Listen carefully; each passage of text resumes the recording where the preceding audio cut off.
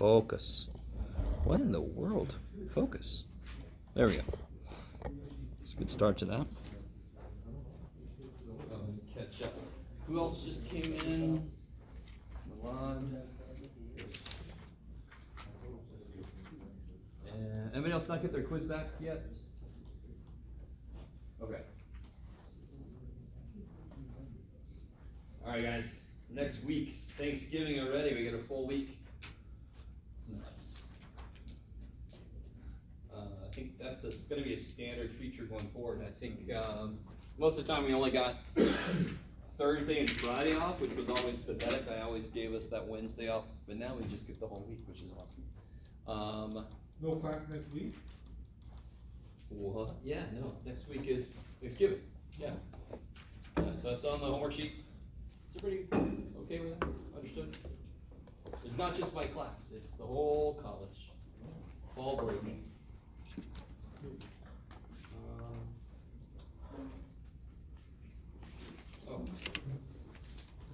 Carla? Yes. Thank you. It was curved a little bit. All right, guys, so let's do the formula sheet.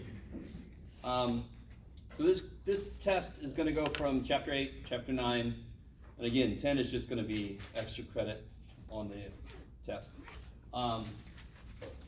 Chapter 8 was all confidence interval stuff. So we've got the three main confidence interval formulas. Ooh, dude.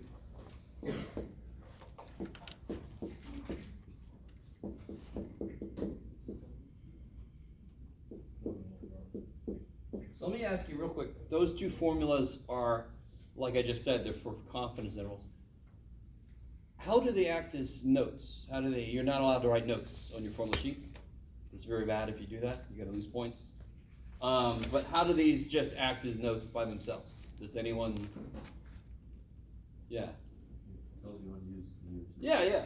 So this formula says use Z when I know sigma. This formula says use T when I know S. You guys all with me? Okay. This is not a headless Z, this is a T. All right. It also points out that you do have to do this when you have S. So tell me this. What's the difference between sigma and S? Well, all right, start off with, what do they both measure? They both have similarities. What do they both measure? Standard deviation. Now be more specific. I'll be more specific. They both measure standard deviation of individual data points. Sigma measures that for a population. S measures that for a sample. So any damn time I take a sample, and I'm talking about the average of those samples, I've got groups. I need to create a standard deviation for groups, not individuals. Are you guys kind of with me? People confuse this as if it becomes some kind of sample standard deviation. Hell no. It just becomes a standard deviation for groups of size n. This does the same damn thing. So in both cases you have to do it. Confidence intervals is kind of nice because it's built into the formula, right? Okay, what's the third dude all about? The third confidence interval formula. These are both for means. Percentage. So we use hatted ones all the way throughout because we don't know what the hell P is. That's the whole point, right? Okay, I like it. And then for each of these situations, let me write down two of these. You have a N formula for when I ask you how large of a sample do you need to take to be within blah, blah, blah. Right, that kind of problem? So you want a formula that's solved for N. So in this case, it would be this little dude. For this one, it'll be this guy, and we see both of these. And then there's one in the middle here, and this is the thing about Z and T. They are the same thing. Both Z and T measure the same thing. They both mean the same thing. It's just that T scores become a little bigger than Z just to cover our S for when we don't know the actual standard deviation. So anywhere I see a Z with a sigma, I can also have a formula with T and S.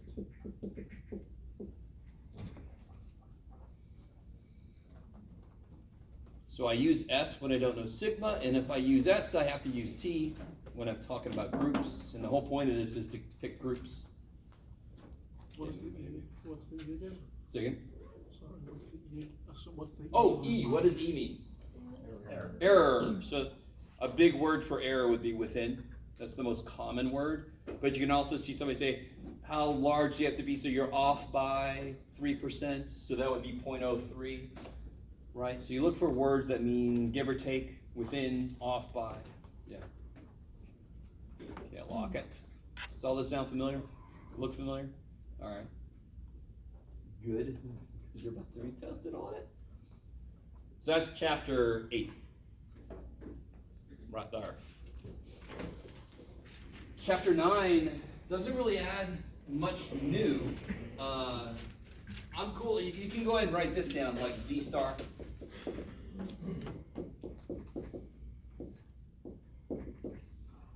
And sigma x bar is sigma over the square root of n, right? Is that cool? So that's a little, it's not a J, I don't know. There's some separate things, is that all right? Just try and put them next to each other. So here's one equation, here's the other equation that kind of goes with this. T star, again, when I only have S, so again, I have to change it. Okay, right? So you can, I'm trying to help you format your formula sheet so that kind of reminds you. If you hit a hypothesis test that needs a T, you got to calculate T star. This will remind you, oh shit, I still have to do this. Okay, I like it. And of course, the only new thing really was this guy. We kind of stole this. It's the standard deviation for percentages. So we stole it to make a Z star formula for percentages. But we made them take their hats off because we don't need the hats. We know what P is in a hypothesis test. We're assuming we know what it is. Wait, so the last one that you just wrote is for percentages? Totally. Yeah. Right? It's full of P's and Q's. Yeah. And what are P's and Q's? For statistics? Probability of success, probably a failure. Right? Percentages. I like it. Okay. It's funny that question you just asked, Javon, because one of the most common mistakes I see is people use the wrong equation at the wrong time. A huge thing is if it says find the confidence interval for the true percentage, we claim that the percentage, okay, so I'm going to use a formula that's got an actual P and Q in it, right? So we got that level of selecting the correct formula. Okay, I lock it. Let me see. Oh yeah. And then there's one more for those of you who want to try to do section 10.2. So here's what section 10.2 does. How would I test a drug? We talked about this a while back, but we actually never got to how to accurately do it mathematically. How do you test a drug? The most basic way is you get a group of people. So you guys are going to take the drug. Right now, you wouldn't know it if it's a thing, but I'm not going to give you drugs. I'm sorry. You guys would get what? Placebo. Placebo. I love it. So I want to compare. Now, aren't these both samples? So I want to compare two samples. I have no freaking population. I just know two samples, correct? How much room is there in these formulas for samples? What part of this is a sample information? What part of this is sample information? X bar, that's it, just the one. Now again, real quick, if you're not going to do section 10.2 and you don't care about it and you're not going to try it and blah, blah, blah, don't even write this down because it's just going to freak you out when you see it on the day of the test. If you are going to try a section 10.2, you can go ahead and write this down. So here's the idea. If I wanted to show that my new drug works faster than the old drug, I would want the people that got the new drug, I want their time to be less than the placebo time, right? Or I can give these guys the old drug if I'm doing that way. Are you guys kind of with me? So it's all about how different are the sample means from each other. So I would do not just X bar, I'm gonna do X bar from one sample minus X bar from the other sample. Now there's a whole other piece to this that kind of goes away anyway, so I'm just not gonna talk about it just to cut to the chase.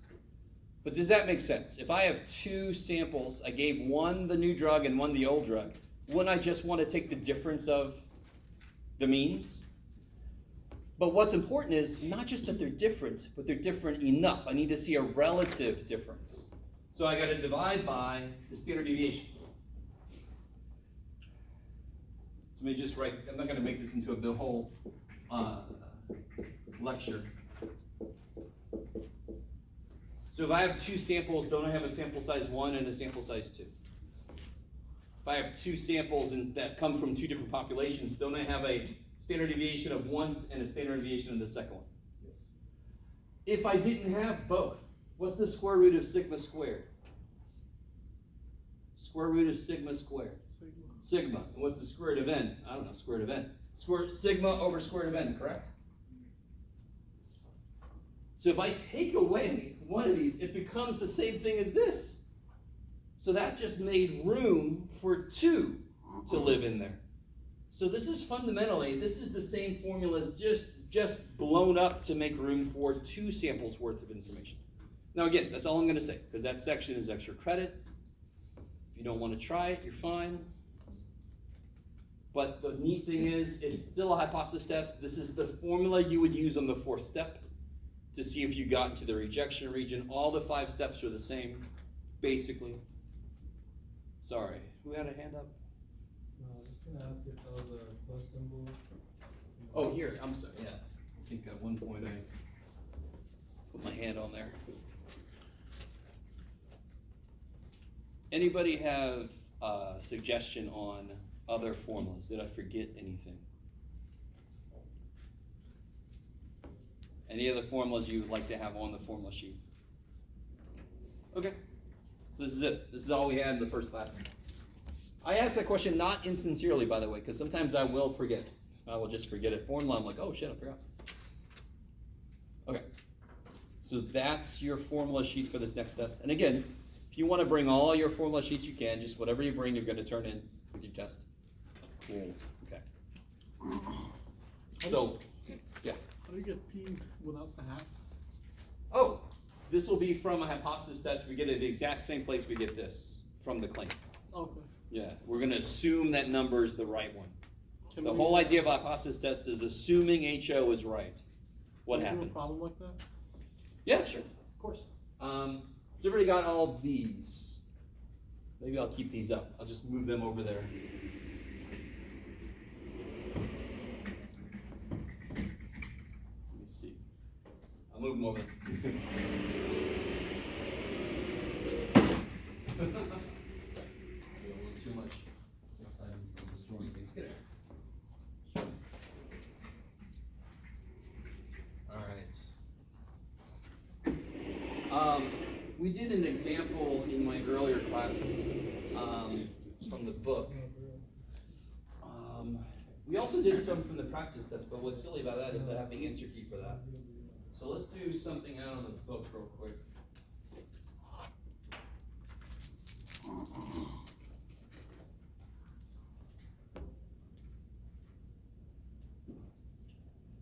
Internet, there we go.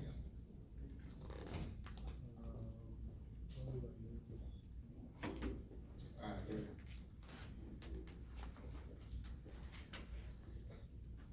There we go. So what about shite? That's what it's like. Yeah, we did. Yeah, we did. Look at number 75.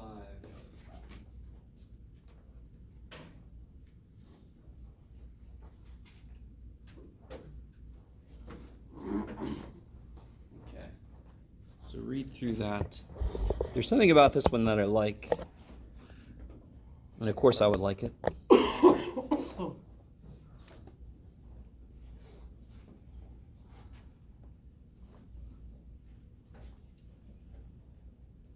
All right, so let me first ask you guys, can you find the claim that's being made?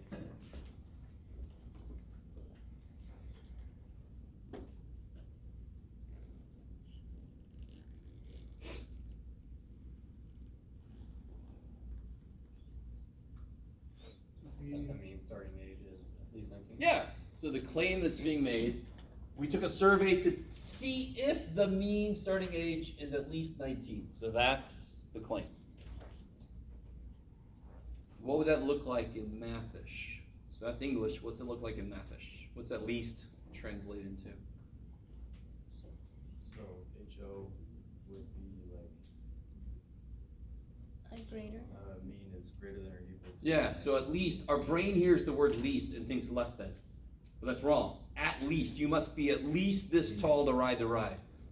So if I'm this tall, I'm screwed. I've got to be that tall or more, correct? So at least means that or more.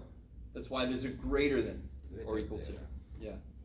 So like you said, that would have to be, which one, the HO or the HA? It has to be, it has to be HO because it has an equal sign in it.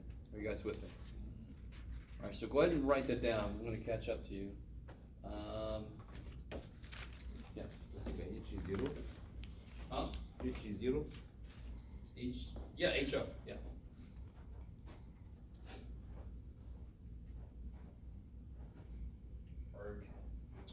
That was multimedia business. Let's see. You can come up and get those if you need to. All right, so let's try to see if we can set this up. We got the first part done already. So the claim gets us started, and it's the last thing I'm worried about too. So the claim is mu is at least 19, right? Yeah. And you guys told me that that goes next to this dude, which I agree with, and HA would be what? The opposite. So mean is less than. Good. Right? Whoa. So you're very high up there. So how many tail tests will this be?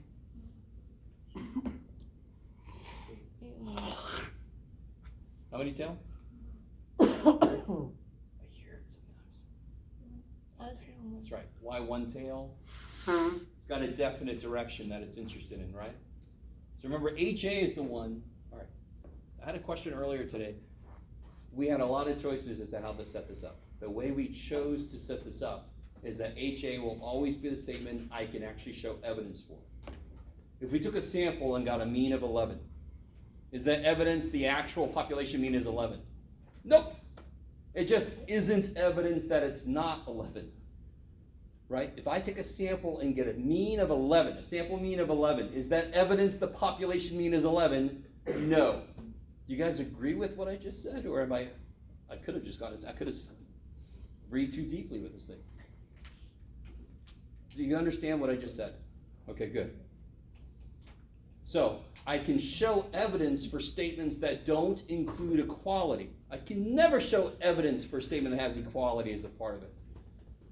So we just chose to always write whatever statement does not have an equal sign is going to go here. That's going to tell me where my rejection region is, because that's all about finding evidence. So it's going to be one tail which side? Left or right? Interesting. Left. Okay. Maybe. Right? That points in the direction where this tail's going to be. Less than. I've got to find a sample that's below 19. Okay, I like it.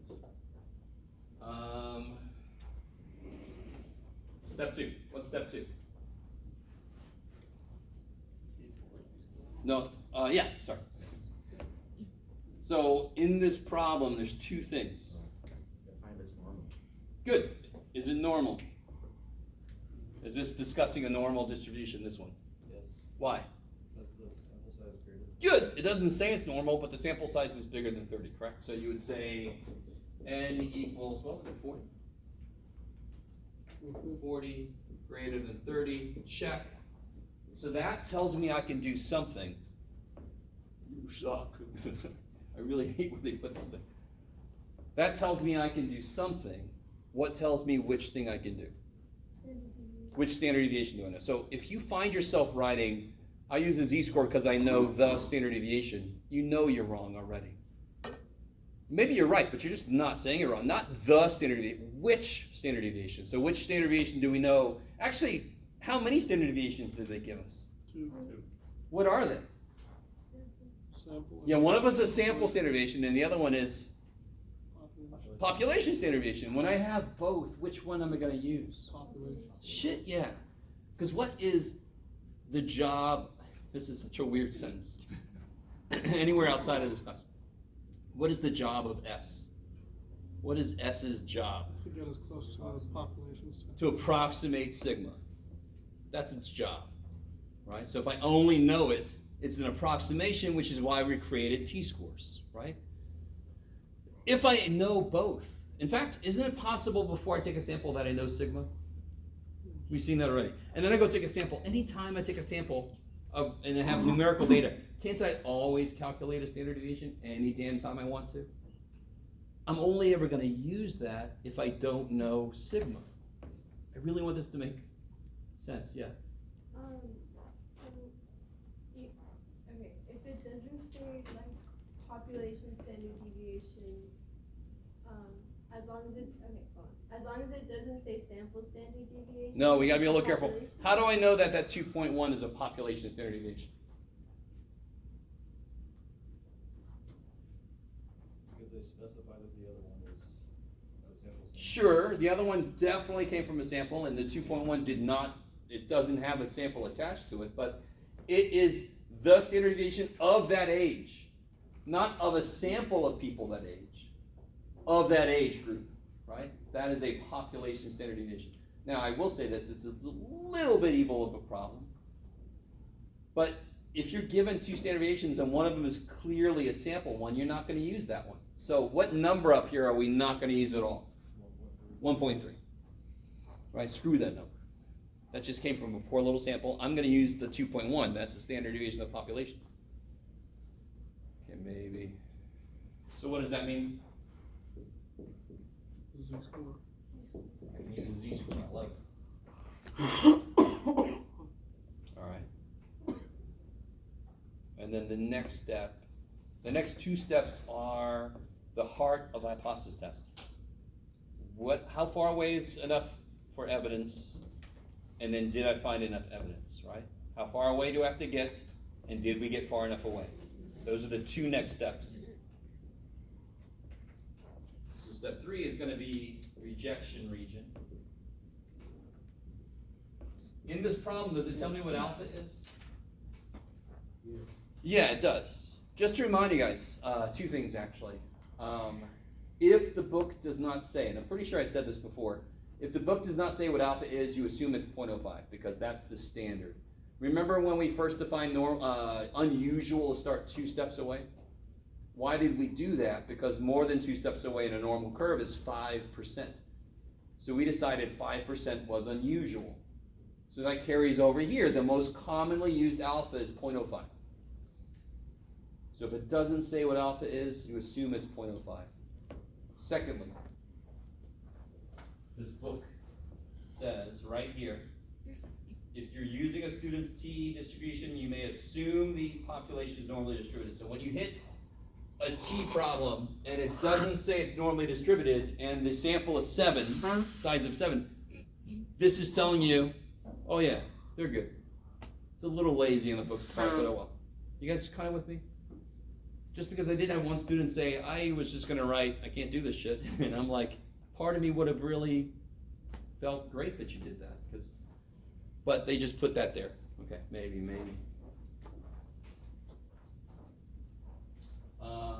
Okay. So we got alpha's 0.05. How many tail tests? 1 tail. 0.05, 1 tail. Z-scores, right? So can you guys take a minute, don't say anything. Look up what the rejection region Z-score is going to be. Don't say anything. 1 tail, 0.05.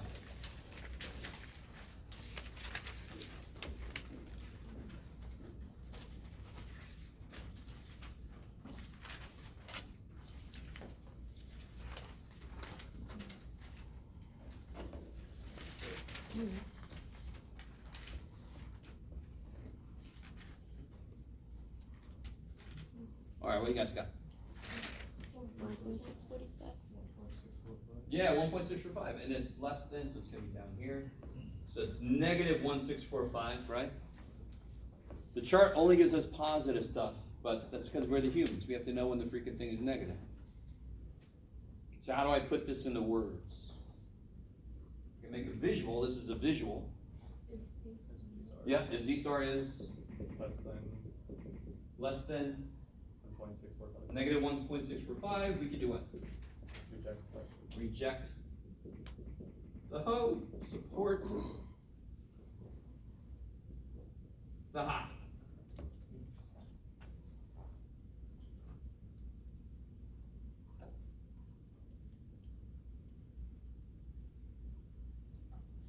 All right, you guys doing okay? All right, go ahead and calculate the Z star, I'll wait.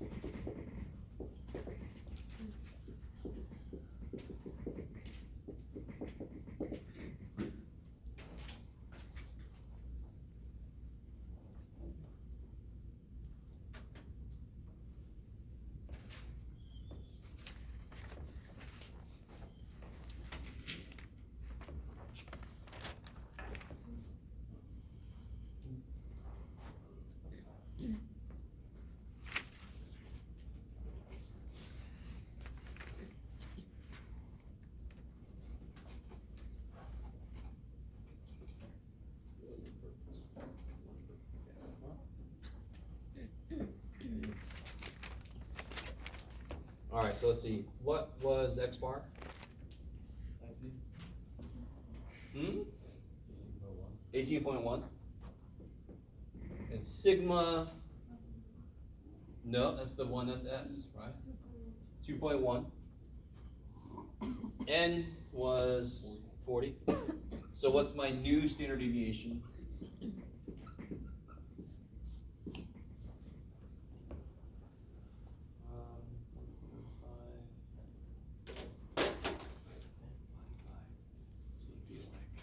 Nobody's gonna save me from myself, okay. 0.34.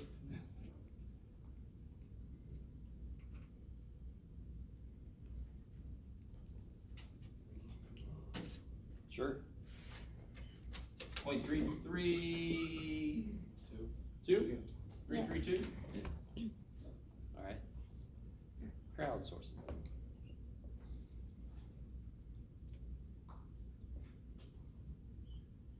And I just plug and chug, right? You collected all the information, I just gotta throw it into the formula.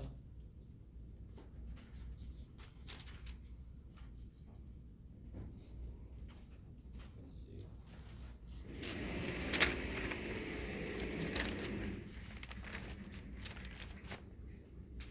So I've got my formula up there at the top. X bar minus what? Minus what? No. No. 2.1. 18. Oh, So our data, 18.1, correct? Minus, where does the mean or the p, the mu or the p, where does it always come from? Comes from the claim, comes from this number right there. We're gonna assume it really is 19. Whatever the number was from your claim, we're gonna assume that's the real middle. So the whole idea of a hypothesis test is, assuming that number really is in the middle, look what we just did. We just did something really crazy, assuming that's true, so what's more likely? That isn't true. That's the whole idea behind a hypothesis test. So it's always our data minus that number from the claim, divided by the spread. What's the spread? 0.332. Yes.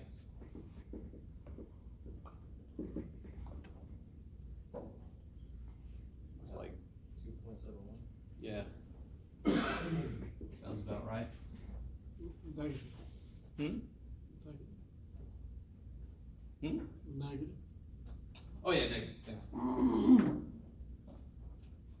Is that far enough away? Yes. Hell yeah, we only had to get this far away. And we got negative 2.7, way the shit out there. We blew this thing away. We did something that is so unlikely, assuming that 19 is the actual middle. All right, let me say that again. We just did something that is so unlikely, assuming 19 is the middle, that what is more likely is 19 is not really the middle. It's actually less than 19. If the actual distribution looked more like this, wouldn't this have shown up closer to the middle? I really want this to make sense. That's why this is evidence that this guy's right. That's why this is evidence that this guy's wrong. It isn't proof. You can never frickin' get proof. But you can get really good evidence. And that's freaking real life, right? So few things in life are definitive. Think about murder trials or any kind of court case. You just try to accumulate as much possible evidence as possible. Everything can point to somebody being guilty, and they could actually be innocent. And that would be a type of error, correct? Okay. And that's why we try to make the bar kind of high. Again, what's interesting about the court system is which one, a type 1 error or type 2 error, which one is worse, right? Because what would a type 2 mean? So again, real quick, court case, the null is you're innocent because who's got the burden of proof? The prosecutor. So they try to find evidence you're guilty, correct? So that's the HA. Oh shit, there's a lot coming at you, I'm sorry. Are you guys semi with me? I don't know if anybody watches any court stuff or whatever. I like to watch the crazy ones where people jump at the judge and stuff. It's always crazy. Sorry. So the HO is you're innocent because you're presumed innocent until proven guilty, correct? And we use the word proven in the wrong way, but that's okay. HA is that you're guilty. So a type 1 error would be reject a true null. So that would mean you're actually innocent, but we think you're guilty. Now, if we're talking about death row, is that good? They're actually innocent, but we think they're guilty. Are you guys with me? So now you're sentencing somebody to death, which is why a lot of countries have outlawed the death penalty, because you're going to kill innocent people if you do that.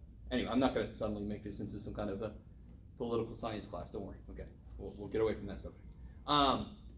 Type 2 error would be the null is false, but we don't reject it. So we think they're innocent, and they're actually guilty. Now that would be bad if there's some kind of a psycho, like a serial killer with no, just random. Are you with me? Because more than likely they'll just keep going. Are you kind of with me? If they were somebody that killed somebody out of passion, somebody they knew, they're probably not going to continue. But again, we're getting way too into administration of justice kind of class. I'm not going to do that because I'm not qualified for one thing. Anyway, are you guys sort of understanding? So a lot of what we're doing kind of goes directly into a context of court cases, because we've set up the judicial system to be like this, because this is all about collecting enough evidence. What is enough evidence? Have you found enough evidence? Okay. So what can we do? Now we got negative 271, we got way the shit in there. What can we do? Reject the hoe. Yeah, we can reject the hoe. And also that also means support the ha, correct? So when you go to write your conclusion, how do you determine what language to use? Which one was the claim? Which column? Oh, yes. This one was the claim, right? So I want to use language about that. I want to use this language, not that language. Does everybody understand what I just did? People just got to guess. Oh, I've got a 50-50 shot, reject support. Here we go. No, just which one was the claim, use that language. Yes? Okay, so if the claim has an equal sign to it, it's a hoe. It becomes a hoe. That's right. And then if it has nothing, it becomes a hoe. If it has a strictly less than or strictly greater than, or if it's not equal to, right? But not becomes a If the claim has an equal sign of some sort in it, you immediately put it next to the null. hoe. Okay. If it doesn't, you immediately put it next to the ha. And then the other guy is the opposite of that. Are you guys with me? So the claim gets everything started, and the claim finishes things up. So now I can write my conclusion. Do we find evidence? Yes. Hell yeah. So we have found sufficient evidence to reject the claim that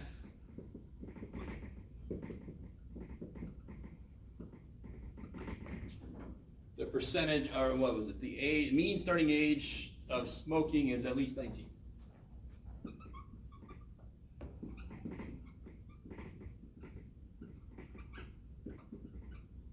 Smoking is at least 19.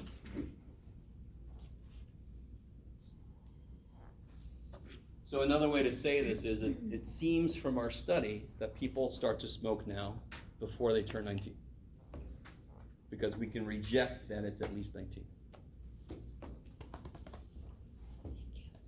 Sure. Okay. Now, what about the part that says, do the data support the claim of the 5%? Oh, yeah. So the 5% level was the alpha. And what's weird is they say support. This book. Yeah, this book is again, it's free. This word should not be here because I can't support the claim because the claim is the null. Okay, we really want this to make sense. I love it when the book directly. The only thing I can ever do to the null is reject it or fail to reject it. The only thing I ever do to the HA is support it or fail to support it. That's it.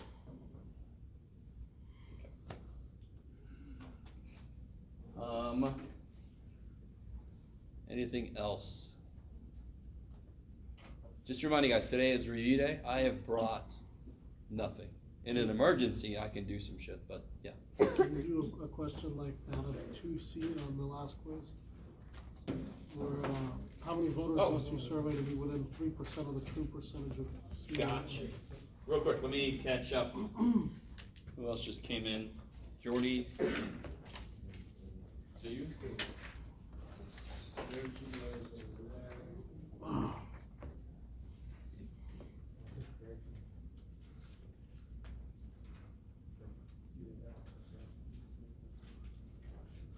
Joey.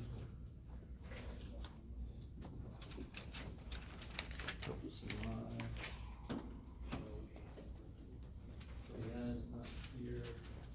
Okay. So the quiz number, here, 2C. Oh, all right, so. I know it's just like a plug and chug with the formulas. Which formula, and well, I shouldn't have done that, shoot. That problem says how many, correct? And what's the letter for how many? What variable for how many? X. No. No. How many people do I need to survey? How many things do I need to look at? What number? 2C on the quiz. So the problem says how many whatevers do you need to survey to be within blah, blah, blah, right? Yeah. Okay. So if I said, if somebody said, how many people do you talk to? And I said 20. What is 20 in my stats problem? What variable is that? N, cool. So whenever you have a question saying, how many do you need, blah, blah, blah, N. I don't know N, I need to figure out N. How many formulas do we have that are solved for N? Exactly 3. So now I just gotta figure out which one of these. Is it a percent problem or is it a Yeah, means problem? It's a P hat, Q Ah, hat. so I gotta use this guy. Do we know P hat and Q hat? Yes. Yes. We know Z also. You figured out Z for part A when you built the confidence interval, you know what Z is. Mhm. And it wants to be within how much? Well, you're supposed to use Z and not T. Definitely. You never use T with percentages. Roger that. Right, what's another? Good. Isn't error just like, so the formula's on the left, that's just like the last part? These parts are the errors, which is where these equations came from. Yeah. Setting equal to this and solving for n. That's exactly how we made those formulas, yeah. If I want to be within 3% or whatever, what would E be? 0.03, kick ass. So the error is how much I think I'm off by. Another way to say it is give or take. Give or take 3%. I'm off by 3%. I want to be within 3%. All of those mean E equals 0.03. Cool. If you took the error you got from, to B on the quiz, and you did the formula, you would just come out with the n that you already had. You already know the n that leads to that error. But that's the biggest mistake I see, is people take the error they got from earlier and they throw it in the formula. You already know what sample size leads to that. Do you guys understand? So like on this one, I can't remember how many versions of this there was, but multimedia, Y.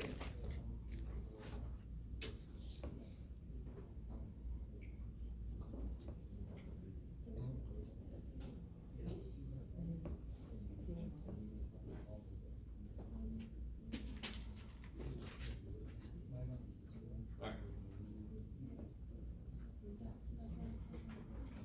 Holy mackerel. So in this problem,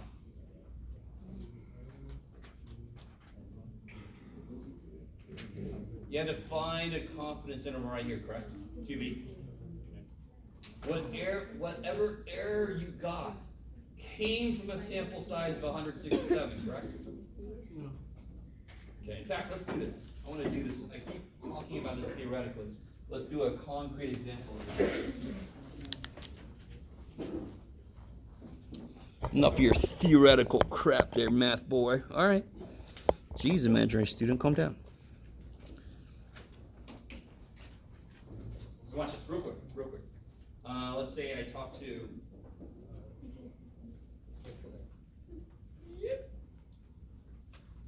I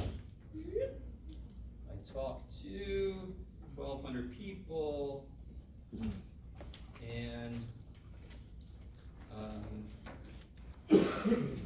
what do you got, Jeff? 716 say go away. Sure way. Right? And I want to find the true percentage of people that would tell me to go away.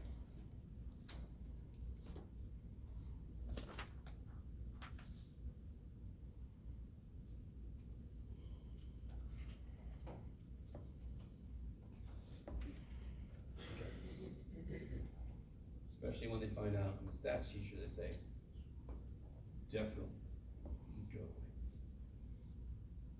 Okay, so just making up a real quick problem. Can you guys tell me what p hat would be?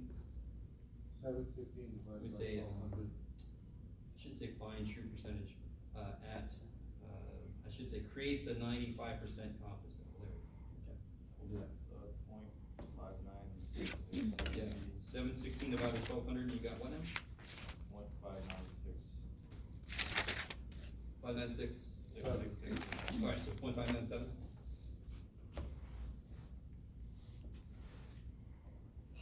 Alright. 95% confidence. Now, I'm gonna kind of, NP and NQ would be fine.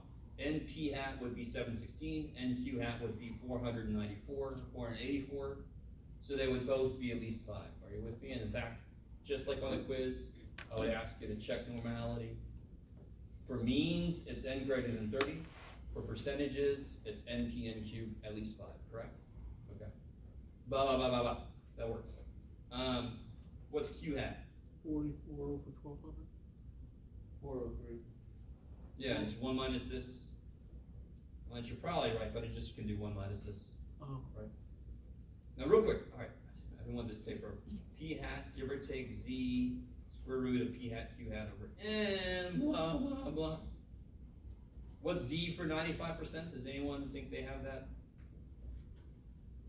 That would be one I would think might stick in your head, but maybe not. 1.96.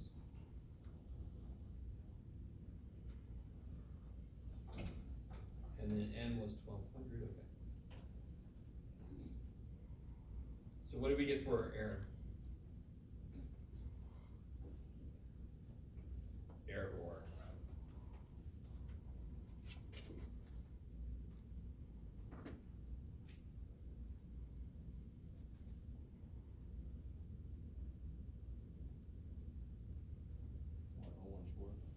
Does that look right? Yeah. I get 0.0277.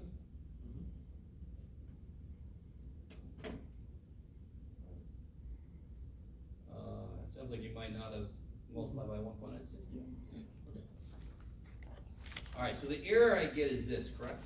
All right, I don't know if you can pick up on this. I don't really care about this problem too much. I don't care. You would add and subtract it, you get your confidence interval, we are 95% confident, blah, blah, blah, blah, blah, correct? And I think that's the way you guys probably think about it sometimes. Blah, blah, blah. Right? Whatever will make this guy happy. Okay. Now watch this. If I ask you, how big of a sample do I need to take to be within 1%, but you do this. So z squared, p hat,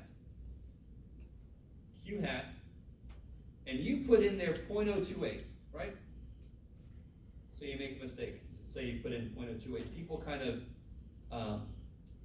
get flustered sometimes, and they just put the E they see, and they miss that the problem said within 1%. What should I put here? 0.01. Well, let's see. Can you guys take a minute and tell me, go ahead and plug all that crap in your old calculator and see what we get.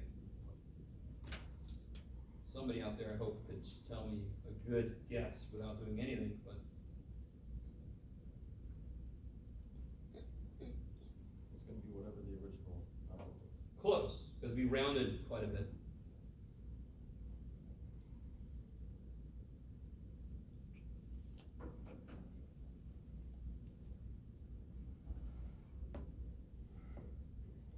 Whoa.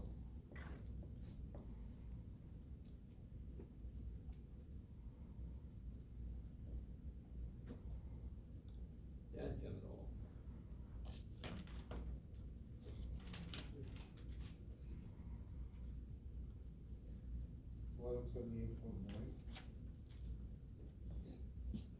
Yeah. Now, if I generously rounded it up, wouldn't it be like 1,200? By the way, if you put in 0.0277 instead of 0.028, you would actually get 1204 point blah, blah, blah. Do you see how these are dancing around 1,200? Of course they are, because we already knew that a sample size of 1,200 leads to an error of 0.028. We already knew that. So you're never gonna reuse an error you got earlier, because you already know what sample size led to that error. There's always gonna be a new number to put here. That's the only reason that I would ask the question. Okay, you know what you need for 2.8%. What about if you wanna be within 1%? Okay, now you gotta put a 0.01 down there.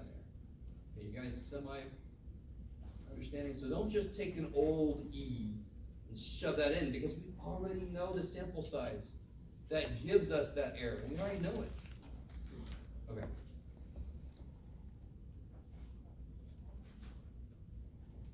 So what else we got? We got anything from the Crafts's test? Did you guys have a chance to try that out yet? You know, like, dude, work with your freaking homework.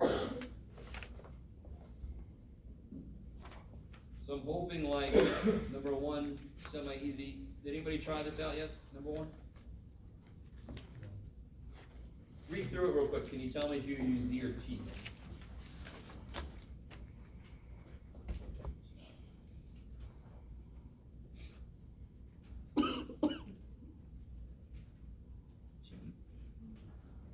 All right, get some votes for T. Anybody else? Anybody agree with that? Yeah, why do you say T? We always take a sample, so be a little more specific. Does it specify if it's a sample standard deviation or? Well, it does. It actually does. We take a sample, the mean time spent is found to be with a standard deviation, so where did that come from? The sample. Pay for the sample. There you go. Also, of course, what else do you need just to know you can do anything? Just something you can do. What tells me I can do something? N's greater than 30, kick ass. So that means it's normal, I could do something. If it was less than 30 and it doesn't say it's normal, you could actually just write down, can't do this shit, Mr. Waller. Nice try. So I'm gonna be very careful not to do that, because I need you to understand, if I did that on purpose, and some people wasted time doing the whole problem, and I'm just sitting up here going, look at you wasting time. That's so evil. So I am basically gonna make a bunch of problems you could do. I might ask one problem on its own, we'll see. Like, tell me why you couldn't do this or something. Yeah. Yeah, yeah. Anybody else need practice tests? It's on campus. I am also please. I was told it isn't. It You is get not. something like this work on over there? You got time, yeah. Well, You're you're gonna gonna say talk it should about be this used. something.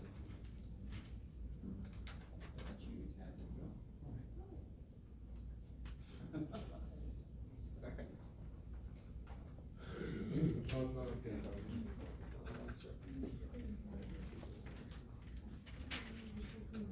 Alright, The T-score would be 2.453. sounds right. Minus 1 would be 31. Yeah, 2.453, yeah.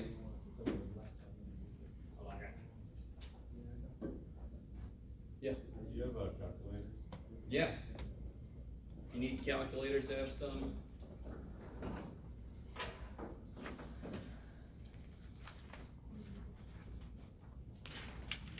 So for Z and T, when we check for normality, we use the central limit theorem, right? But then for probability, it was what again? Yeah. Right, when we're checking for normality for a Z-score, T-score problem. We use like, okay, n is greater than 30. Alright, Right? if it's a means confidence interval or a means hypothesis test, the check is n greater than 30. But if it's a probability, If it's a percentage, a probability, it's, that's where what is it for a percentage? N greater than 30 is for means. What do we use for P and Q? greater than 5. Greater than 5. What's greater than or equal to 5? N times P. N times Q, 11, right? Can you write that on your formula sheet? No, no. So that's an idea, you have to know it, yeah. Both n p hat and n2 hat have to be greater than 5. Greater or equal to 5, yeah. Kick ass. So those both accomplish the same thing, just n greater than 30 for means, NP and Q greater or equal to 5 for percentages. And by the way, if I don't know P, I use P hat. The same way if I don't know sigma, I use S. Exactly the same way, right? Okay.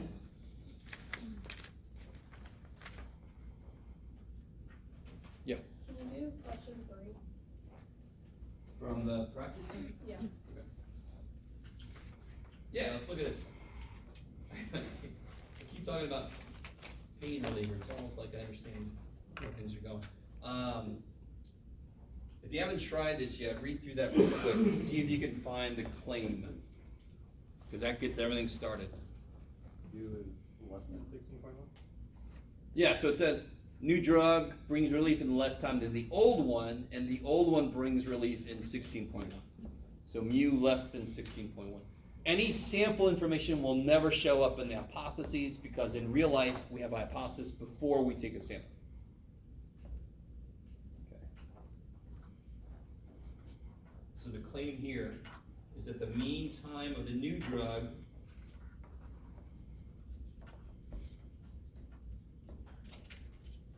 is less than 16.1. So where's that gonna go? That's going to be the HA. HA, like it.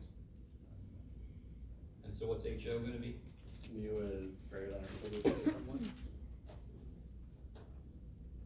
And that's a one tail. 1, 2. So let's do this.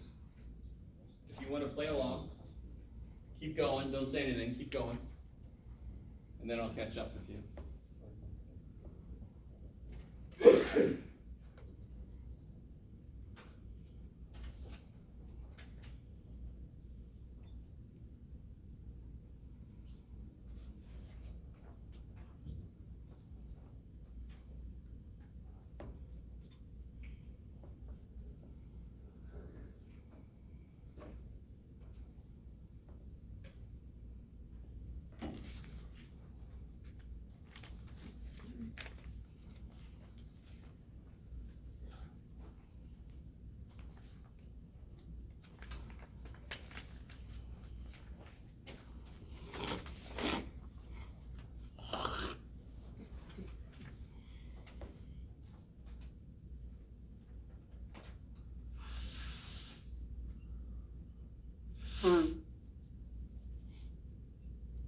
So anyone figure out Z or T yet?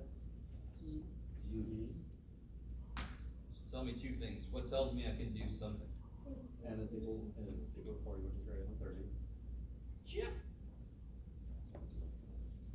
Because this is a test about means, right? So that's the test, that's the check I wanna make. And then, of course, what differentiates between Z or T? Zort. Yeah, so which one do we know? Yeah, the standard deviation we know came from a sample. So I'm not gonna sit there and I'm not gonna say sample standard deviation is. No. You have to look in context. Oh yeah, it came from a sample, that's S, we don't know sigma.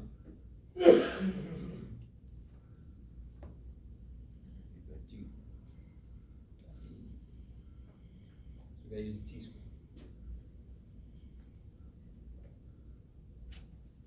Sounds like a, oh, it's up here, Yeah, I think so. sure. No, you just I said turn it on. Don't know your phone, I'm sorry. Yeah. Yeah, that would practically. Oh, yeah, sure.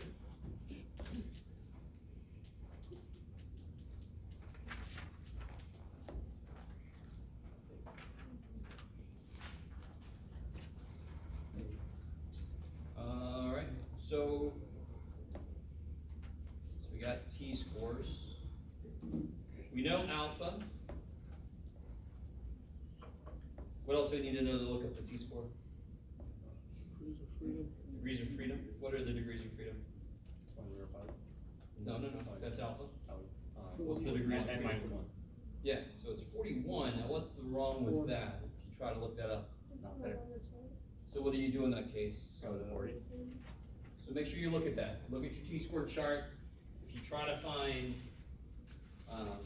you got 0.05. How many tails? 1. One tail. So one tail, 0.05. If you try to go to 41, it doesn't exist. So what do I use instead? 40. 40, not 45.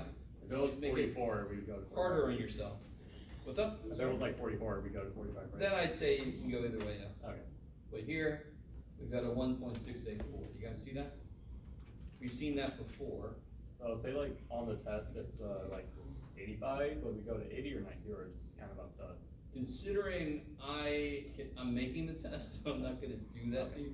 In real life, if you were like in real life, you would have a computer doing this, right? And of course, at that point, I always get a student say, well, what the shit are we doing?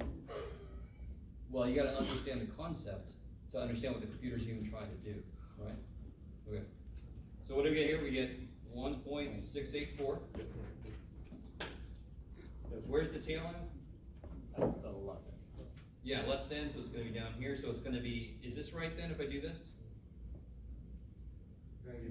Negative, good. So how do I put this into words? If T star is greater than, No? less than negative 1.684, Yeah. reject the HO and. Then we'll be in the rejection region, so we can reject the null. Or Support support. the ha.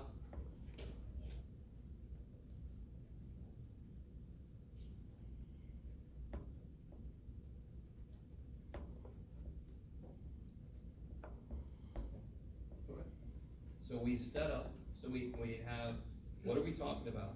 What are we allowed to use to talk about it? Where does evidence start? And then we're gonna see, did we find enough evidence? Did we make it far enough away? So what do we know about the sample? N is equal to 42. Yeah, N is 42, what's X bar? 13.1. 13.7, right? Seven. And what is S? 5.94. So what's SX bar? 5.94 over square root of 42, which is 0.917. Yeah, it took forever, dude. That's quick. Alright. Is everybody with that? I think that's right. Yeah. And now I can make my T star. The formula's always the same. It's always our data. What's our data? 13.7. 13.7, that's what we got from the sample, 13.7. Minus the supposed middle, 16.1 divided by the correct spread. Negative 2.62.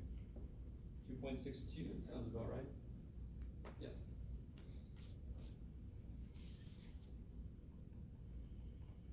Do we make it far enough away? Yes. Yeah, visually, I'm here, right? So I'm definitely in the rejection region. So we can reject the null, support the ha. Which language would I use? Yeah, the claim was the ha, so therefore I wanna use this language, not that language. We have So found we sufficient Yeah, evidence to that. support the claim that plagiarize, right?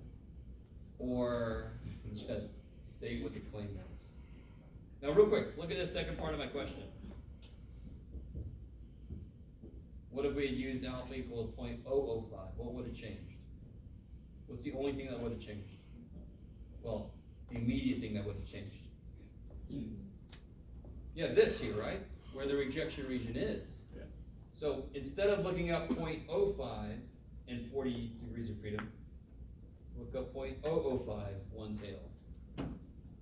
40 degrees of freedom, what does that become? 2.704. Negative Negative 2.704. Would we have been far enough away now? No. That is not further than that, is that, you guys see that?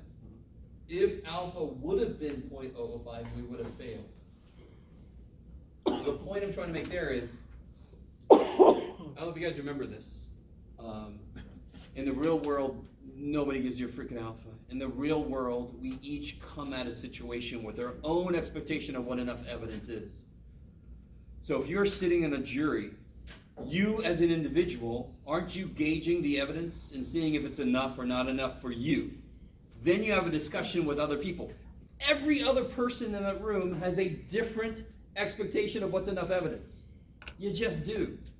So that's the discussion is had then. You all kind of like come out somewhere you kind of agree is the hope, right? So you don't have a hung jury and blah, blah, blah.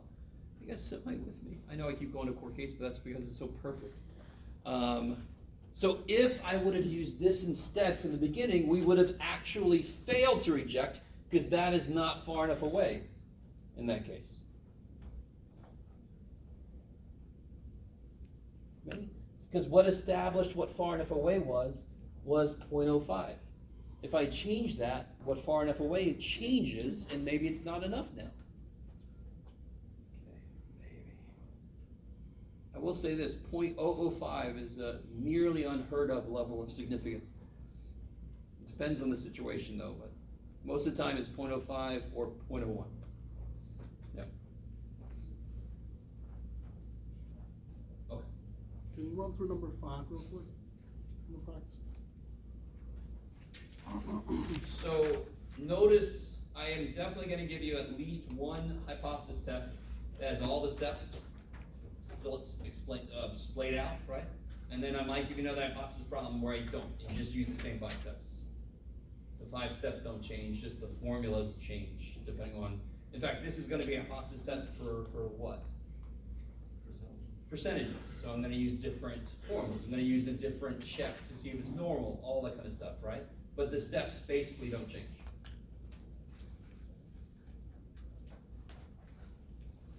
Let's see.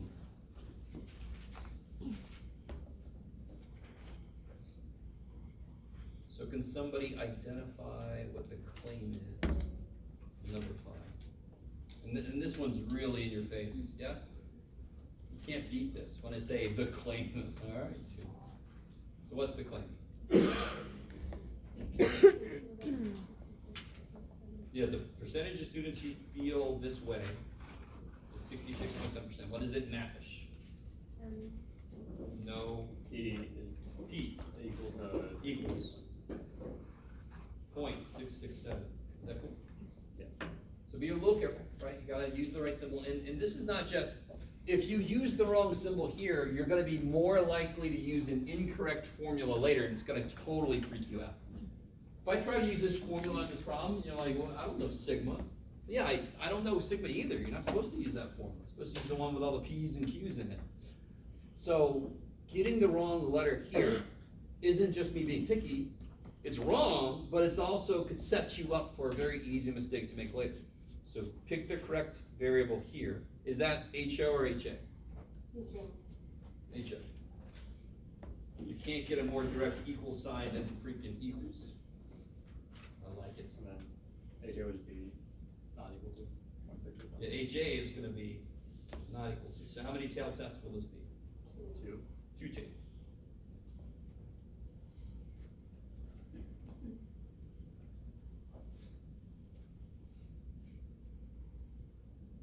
What do I check to see if it's normal enough? If,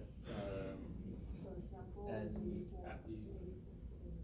Do I care that the sample size is 84? Not directly, I don't care. Yes. So if it was a test about means, I would need the sample size to be more than 30. This is a test about percentages, I need to check what? I need to check N and P, not PAT. We know what P is, what's P? The whole idea is we're assuming this is true. And we wanna see if it leads to a contradiction. I don't know if everybody sees that's the point of a hypothesis test. Assume this shit's true, see if we just go do something crazy assuming that's true. Then that would be evidence this isn't true. That's the whole idea of a hypothesis test. Assume it's true, look what we just did, that must not be true then. That's the idea. So what's N? 84. 84, now I care about this. What's P? 0.667. 1667.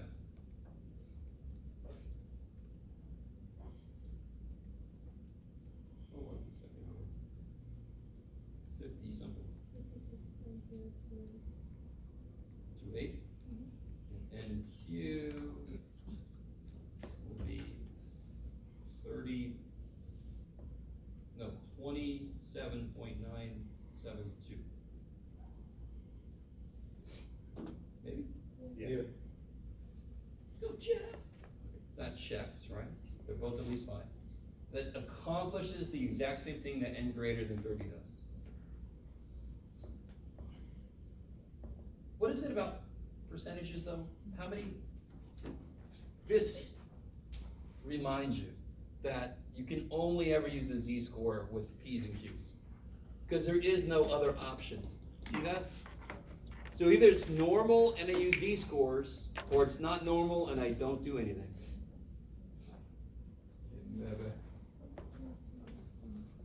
So I can use z. All right, take a minute and figure out the rejection region for this.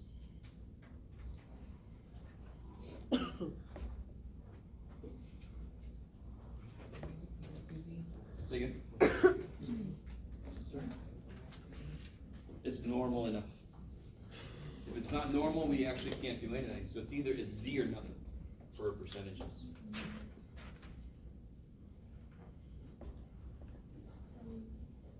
Yeah. Yeah. 2 tail. All the way to the bottom.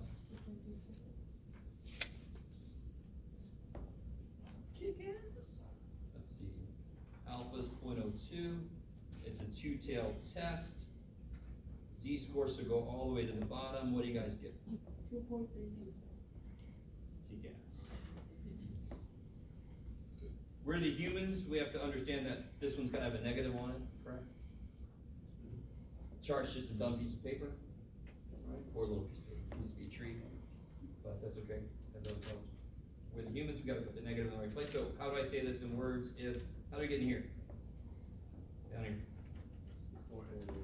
Z star is less than negative 2326, or it's greater than positive 2326. We can reject the support value. And just to say this for like I think this is the 1,043rd time, but I understand this stuff is weird. HO is the guy who thinks it's supposed to be in here, because he thinks it could be equal to. And anytime I take a sample, there's gonna be some variability. So if I find a sample that is out here, that would be unusual considering that HO is correct. So there's actually evidence against HO being correct. If I find a sample outside of where HO expects it to be, that's evidence that he's wrong. That's the whole idea of a hypothesis test. That's the idea of this rejection region. So now that we set up where evidence starts, I go see if I got enough evidence, right? To use the formula, this one, I've got to figure out p hat. Don't know p hat yet. What's p? No, what's p? 0.667. 0.667, yeah, we know that. I just don't know what p hat So is. P hat and Q hat will be 0.5. I don't care about q hat. Careful. No. What do we know from the sample? We have a sample, right? 63 out of 84. What's the? Yeah. 63 out of 84. What was it again when you said we'd use just 0.5? If I asked you how many people do we need to survey to be within 3%, I don't know what p hat and q hat are. Right. So I have to assume they're 50-50. Right. Here, I have the information. P hat, what's the little hat mean on the p dude? What's the little hat mean? It's coming from a sample. So my sample is 63 out of 84 said that. That's p hat. So that's 0.75, right? That's nice. So then I can do z star is our data 0.75 minus the supposed middle 0.667 divided by this lovely thing, right? PQ over N.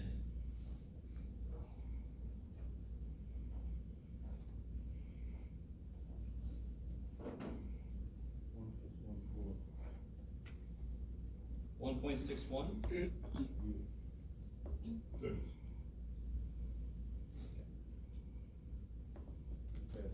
Did we make it far enough away? 9. 90. Yeah, we made it to like right there maybe. Right. So we did not make it in the rejection region. We're right in the area HO expected to show up. So it's not evidence he's wrong. It's right where he thought it would show up. Yes, we failed to reject HO, we failed to support HA. So here, you guys try to write the conclusion.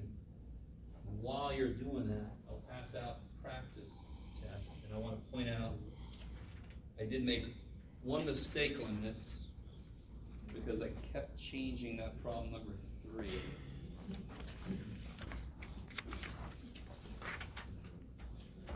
Still averaging about a 97.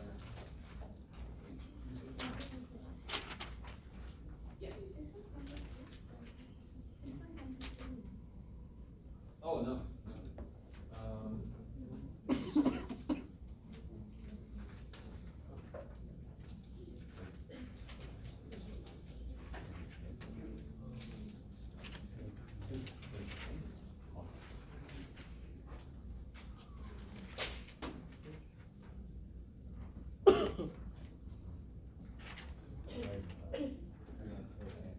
Oh, yeah, sure.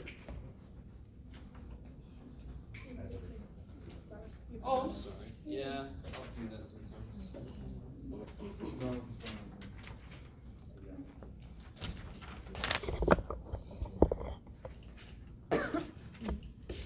So just to point out a mistake, kind of happy that this worked out anyway with this part. Originally I had this being a 2-tail test and I made a 1-tail.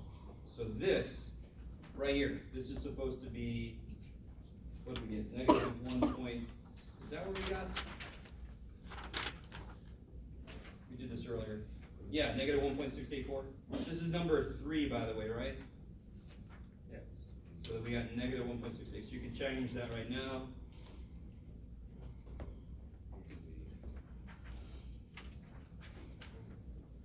By the way, you can tell, I had it as a Z problem. I don't know, I just kept changing this damn problem.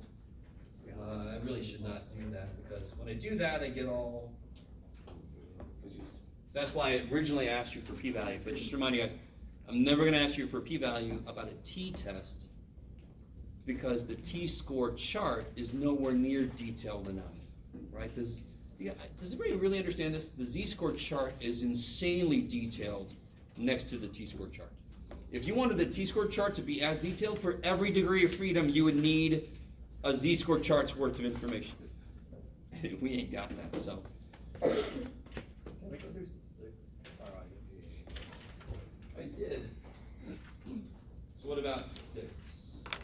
Yeah, this one, you have to do confidence intervals for both. So we like put it in the list and then kind of get the. Yeah, so okay. put it in the list, do one bar stats, put it in the list, do one bar stats, and then construct the confidence intervals.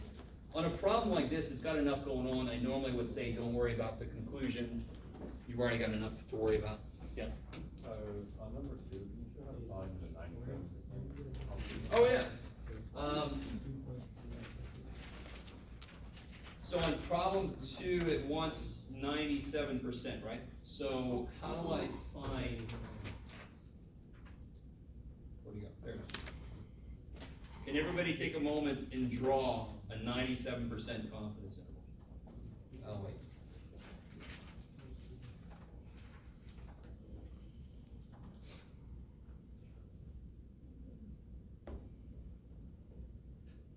So it should look like this, shot, something like this, right? 97% inside, that's what makes a confidence interval, is I catch that much of the data, so of course I'm that confident I caught a specific data point. What's out here? 0.015. Yeah, on each side, right? So look up 0.015 in the body of the chart, because that's where the areas are, and then look out to see what z-score that is.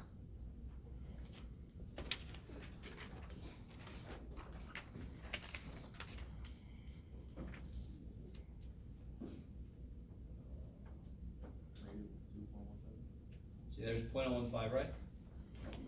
See it? That'd be negative 2.17. Exactly, so that's why you know that. Be positive 2.17. Yeah, so just remember, aren't there 2 sides? Yeah. Plus and minus, so that's why there's a plus or minus in the formula, right? The plus or minus in the formula is the positive z and the negative z. It's just, I always look up the negative z because it's the quickest. Real quick, if I want to know what this z-score was instead, what area is below it? 1 minus. No, 85, or sorry, 0.985. 0.985, yeah. So if I look up 0.985, Positive 2.8. where do you go? There it is. That's 2.17. So I just find the negative one first. The plus or minus are built into the equation. Don't make it negative on top of that. All you care about is the number, 2.17. Maybe. So number 6 is not extra credit, that's gonna be on the test? That is definitely on the test. It's not a hypothesis test comparing 2 samples. That's section 10.2. 10.2 is hypothesis test for 2 samples. That's just make a confidence interval for each, right? So confidence intervals can be used to test claims. That's the whole point of this problem. If the claim is the population means are different, you can verify what you get, but you get one interval's here and one interval's there. Why is that evidence that the population means are different? Because what does a confidence interval mean? We're 90, what was it? I forgot what this was. 90 something? It's 95 in the problem. So we're 95% confident that this interval catches the real mean for these people, and we're 95% confident that this interval catches the real mean for these people. Why is this evidence that those 2 means are different? Because the intervals do not overlap. Right? This is not exactly right, but wouldn't you say that 6.07 seems to be the highest this mean could be, in a sense? And 7.02 seems to be the lowest this mean could be. So is this evidence that the means are different? Yes. Is it proof? Shit, no. Why is it not proof? Because there's a 5% chance we're wrong. Right? Okay. And again, that's one reason people don't like statistics. You're so used to math being unrealistic. What do I mean by that? In algebra, you can get an answer every time, right? X equals 3. Right? Statistics, it's like, seems to be this, which is more honest, it's more real, right? It can't tell you what lottery numbers to pick, although there are people that try to set up these algorithms to determine, based on the last 1,000 lottery numbers, what's the best choice for the next one. You don't know. There's nothing, no. You don't freaking, there's no way. No way. You can't do that shit. So it's honest. It's just honest. It's like, looks to be this. Anyway, sorry. Of course, I don't know. Y'all might have your own individual reason for not liking statistics. I don't know. Doesn't have to be that. Anything else on this that's not making sense or? So, for number 4, since I don't wanna look at the answers yet, but for type 1, it'd be we fail to prove that the mean. Yeah, type 1 error. Who remembers what a type 1 error is? We fail to reject the. No. Type 1 error is the shorter. So what are the 2 things I could do at the end of a hypothesis? There's only 2 things. I can either reject the null or fail to reject the null. Type 1 error is the shorter dude. I reject a true null. So if I reject somebody who's telling the truth, didn't I just make a mistake? Yeah. Total. So if I reject the null when it's true, I reject the true null, that's a type 1 error. What if the null is false? What should I do if the null is false? I should reject it. So what would the error be? Fail to reject a false null. See how that's a longer statement? Right. That's type 2. Type 1, shorter statement. Reject a true null. Type 2, fail to reject a false null. Yeah. So in this case, for 3 of the, for type 1, you would be. So type 1, what's true? What's the reality? That u is less than 16.1. So yeah, I gotta look at number 3 then. Hold on. Number 3, here we go. So there's my 2 statements, right? So type 1 error, reject a true null. So in reality, this is true. In reality, the mean is at least 16.1. Okay. But we think it's less than 16.1. Because we rejected the null, correct? So in reality, the null is true. In reality, the mean is at least 16.1, but we think it's less than 16. Type 2 error is just that turned around.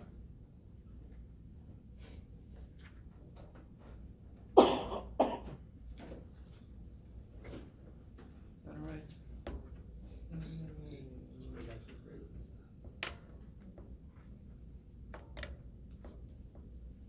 Okay. So just to remind you guys, if at this moment you have not tried anything out of section 9.5 yet, my God, drop whatever the shit you're doing and try stuff out of section 9.5. I mean, 9.1, 9.2, 9.3, 9.4. If you've done anything out of those, it just focuses on one piece of it, right? None of that is a full hypothesis test. You with me? In fact, one section is just a bunch of write HO and HA, write them, what would they be? 9.5 is the only place that you have to do a complete hypothesis test. Just to remind you guys, if anybody hasn't done it yet, they're going to tell you to use a worksheet, and you say to the book, no, I'm going to use the 5 steps that Jeff gave. The worksheet they want you to use is if we were using the calculator to do all the work. And we don't, obviously, because you got this person up here. You have chosen me, which means I don't use the calculator as much. All right. Anything else you want to focus on?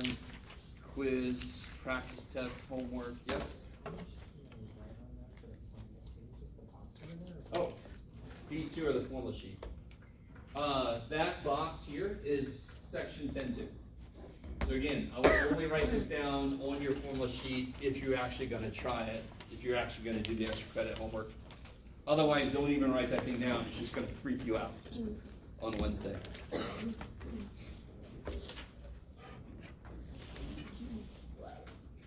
Yeah, if you guys are ready, you don't have to sit there. You can head out. I'll see you on Wednesday. Otherwise, if you have questions,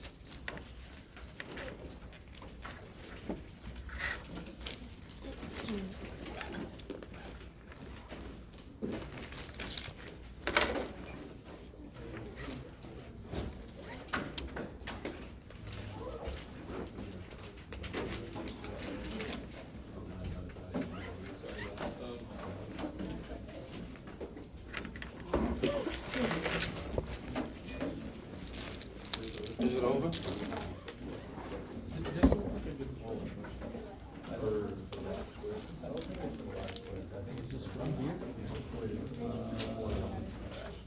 So this is what you got from the.